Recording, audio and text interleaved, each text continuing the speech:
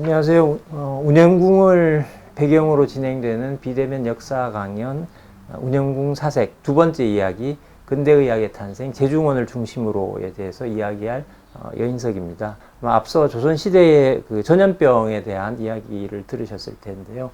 이번에 이제 근대로 넘어와서 우리나라 서양의학 도입의 상징이라고 할 수 있는 제중원의 설립과 또 발전 과정에 대해서 말씀을 드리고자 합니다. 그 과정에서 활약을 했던 여러 서양 선교사들의 이야기들과 함께 서양 의학이 우리나라에 어떻게 들어왔는지에 대한 이야기들을 여러분과 함께 하고자 합니다.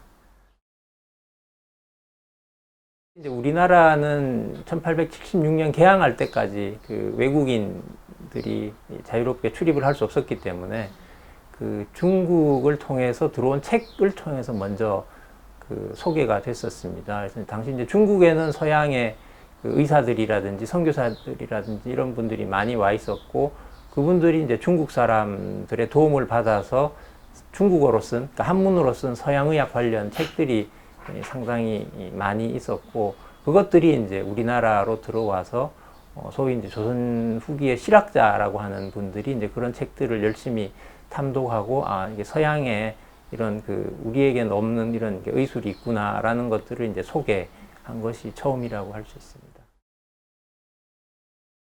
직접적인 계기는 그 갑신정변이라고 있죠. 우정국 낙성식, 지금 보면 무슨 뭐 그 중앙우체국 개원식 같은 이제 이런 걸 이제 기회로 해서 쿠데타를 일으킨 거죠. 이제 그 자리에서. 그래서 거기 이제 와 있던 그 민영이 이제 그 와중에 칼에 그 맞아서 그 뭐 굉장히 생명이 위독한 지경에 됐었죠. 출혈이 심했기 때문에 외과적인 어떤 그런 그 처치를 통해서 빨리 봉합을 해야 되는 그런 상황이었는데, 뭐 기존에 이제 그 전통 의술로는 그러한 그 시술을 할 수가 없었기 때문에 그때 이제 마침 그 와 있던 선교의사 알렌에게 요청을 해서 민영익을 이제 그 치료를 해줍니다. 다행히 이제 그 이 수술이 잘 되어서 이후에 이제 그 완전히 완쾌하게 됩니다. 그래서 이제 그거를 계기로 해서 그 왕실의 신임을 얻었던 거죠. 이 알렌이. 그래서 이제 그 이후에 그 알렌이 이 조선 정부에 요청을 하게 됩니다. 그래서 병원 건립안이라는 그 서류를 제출을 해서 조선 정부에 제안을 했고, 그 제안이 받아들여져서 그 제중원이 설립되게 된 겁니다. 처음에 제중원이 세워진 곳은 지금 이제 제동 헌법재판소가 있는 거기에 홍영식 집이었습니다.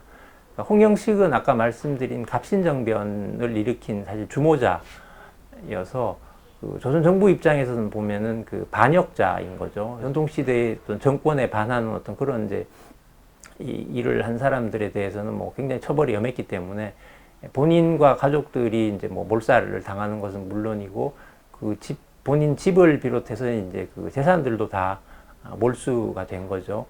그렇게 이제 몰수했던 홍영식의 집을 그 알렌이 병원을 만들겠다고 하니까 이제 내어준 겁니다. 그래서 그렇게 해서 그 제중원이 세워지게 됐죠.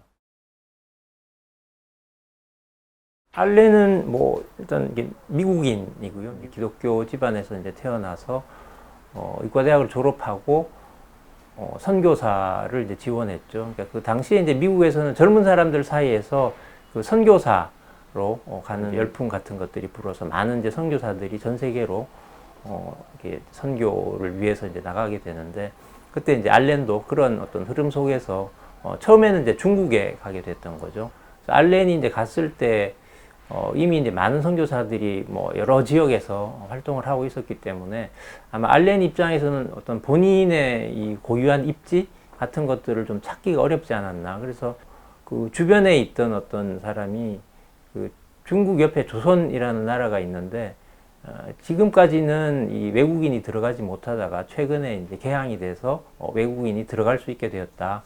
그리고 거기는 아직 그 이 서양 선교사나 의사가 한 사람도 없다. 그래서 거기 가서 선교 활동을 해보는 게 어떻겠느냐. 그 제안을 받아들여서 이 한국에, 조선에 오게 된 것입니다. 네, 알렌이 굉장히 기록을 많이 남겼습니다. 그래서 일단은 이제 본인이 그 썼던 일기가 있고요. 한국에 들어오게 된 과정, 여기서 있었던 일, 이제 이런 것들을 이제 자세하게 써두었고, 그건 일종의 뭐 사적인 기록이죠.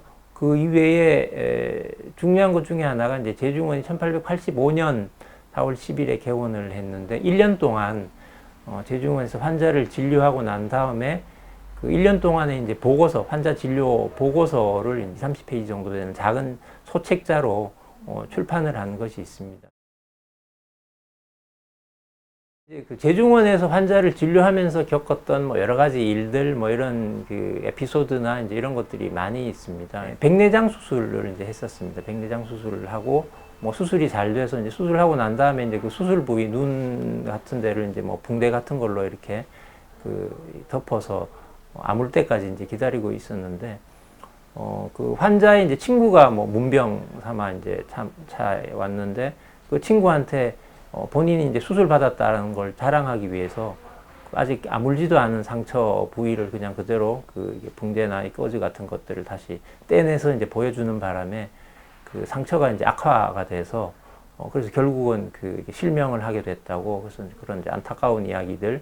우리 이제 전통적으로 남녀 7세 부동석에서 그 이 결혼한 특히 이제 여자들 같은 경우는 외간 남자한테 절대로 자기 얼굴이나 이런 것들을 이제 보이지 않는데, 그러니까 이제 진료 서양식 말하자면 그런 이제 서양 의술식 진료를 받기 위해서 이제 몸을 보여야 되는 그런 상황들이 발생을 하는데, 이제 그런 것들이 관습상 받아들이기가 어려운 거죠. 그래서 그것 때문에 그 많은 여성들이 진료만 받고 치료만 받으면 나을 수 있는 질병인데도 불구하고 그런 관습 때문에 진료를 받지 못하게 돼서 목숨을 잃거나 뭐 병이 악화되거나 이제 이런 상황들을 많이 보게 됐습니다. 그래서 이제 그것 때문에 그 본국 선교부에 요청을 해서 여자 의사를 빨리 좀 보내달라. 그래야 이제 그 여성들을 치료할 수 있으니까. 그래서 그런 경우도 있었고, 또 하나는 이제 그 서양 의사가 와서 명하게 잘 치료한다더라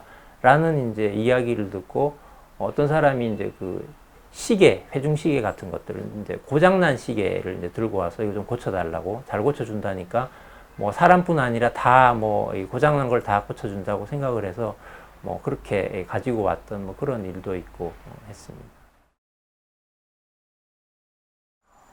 먼저 이제 알렌이 와서 1년 후에 낸 1차년도 보고서라는 게 있습니다. 1년 동안 그 진료한 환자에 대한 기록들을 다 모아서 이렇게 한 건데, 물론 이제 그 기록이 당시 우리나라 의료를 뭐 전반적으로 다 대표한다고 볼 수는 없지만 적어도 1년 동안 한 10,000명 가까운 환자들을 진료를 했는데, 그 중에서 가장 많았던 환자가 말라리아 환자였습니다. 그래서 그 당시에 우리나라에는 말라리아가 굉장히 많았기 때문에 그 말라리아가 이제 큰 그 문제였는데, 마침 이제 퀴니네라는 그 말라리아 특효약이 있었기 때문에 이제 그걸 이제 수입을 하게 됩니다. 그래서 이제 그 수입을 하면서 이제 말라리아 치료에 굉장히 많은 그 큰 이제 공헌을 하게 되었죠.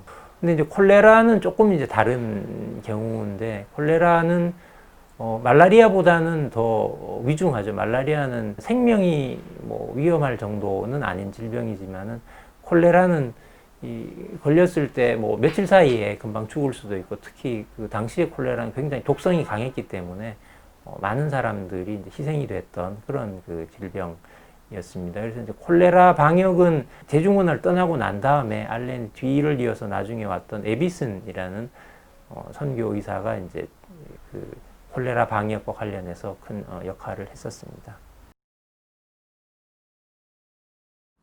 조선에 전통적으로 대민의료기관이라고 하죠. 그러니까 일반 백성들을 위한 의료기관인 해민서라는 곳이 있었는데, 환자들에게 약을 주로 줬습니다. 그러니까 제중원하고 가장 큰 차이는, 제중원은 입원 시설이 있어서 환자들이 와서 수술을 받고 입원하고 뭐 이런 게 가능했는데, 해민서 시절에는 그냥 약만 주고 약만 타러 오는 뭐 그런 거여서 이제 병원 운영하는 방식에서 이제 큰 차이가 있었고, 또 하나는 이제 그 조선 시대의 의료기관, 그러니까 정부에서 운영하는 의료기관이라는 거는 그 대상에 따라서 여러 종류가 있었습니다. 금방 말씀드린 해민서 같은 경우는 그 일반 백성들을 대상으로 하는 기관이었고, 내의원은 이제 왕실, 이나 이제 뭐 고급 관료나 이제 뭐 그런 게 있었기 때문에 어떤 신분에 따라서 이용할 수 있는 의료기관에 이제 차이가 있었는데, 제중원은 이제 그렇지 않고 일반 백성부터 시작해서 왕까지도 알렌이 가서 왕진해서 하고, 왕이나 뭐 왕비나 뭐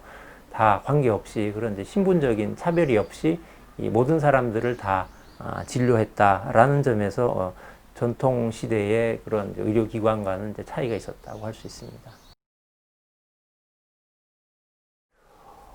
물론 이제 서양의학이라는 새로운 어떤 서양의 학문, 서양의 의술, 뭐 과학 이런 것들을 이제 가져온 그런 부분들도 있지만은, 아까 말씀드린 것처럼 이제 이 과거 전통 시대에는 신분제가 이제 철저하기 때문에 어떤 의료의 혜택도 그 신분에 따라서 받을 수 있는 혜택의 정도나 이런 것들이 이제 차별이 있었던 거죠.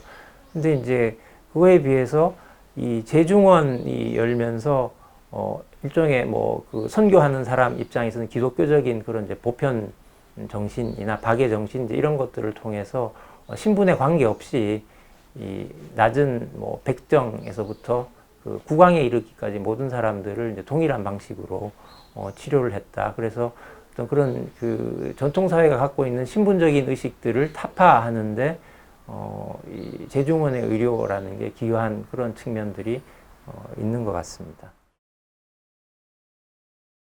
물론 이제 서양의학이 들어왔다라는 기존에 없던 이제 서양의학이 들어와서 새로운 이제 의술을 시술을 하고 했다는 것도 있지만은, 그걸 이제 넘어서 사실 이제 서양의학이 이 사회에 자리 잡기 위해서는 그걸 꾸준하게 시술할 수 있는 의료인들이 계속해서 이제 배출이 돼야 되죠. 아무래도 이제 외국 선교사들이 와서 여기서 일을 한다고 해도 올 수 있는 사람들은 굉장히 소수고, 지속성이라는 면에서 이 제한이 있기 때문에 결국은 이 서양의학이라는 근대의학이 우리 사회에 자리 잡기 위해서는 여기서 교육이 이루어지고, 그걸 통해서 이제 한국 사람들이, 한국인 의료인들이 계속해서 지속적으로 배출이 돼야 되는 그 과제가 있는데, 그 역할을 제중원이 했다라는 게 큰 의미가 있다고 생각을 합니다. 그래서 알렌이 그 오고 난 다음 제중원을 열고 난 이후에 한 1년 후부터 그 이 의학교를 열어서 학생들을 모집해서 이제 의술을 가르치거든요.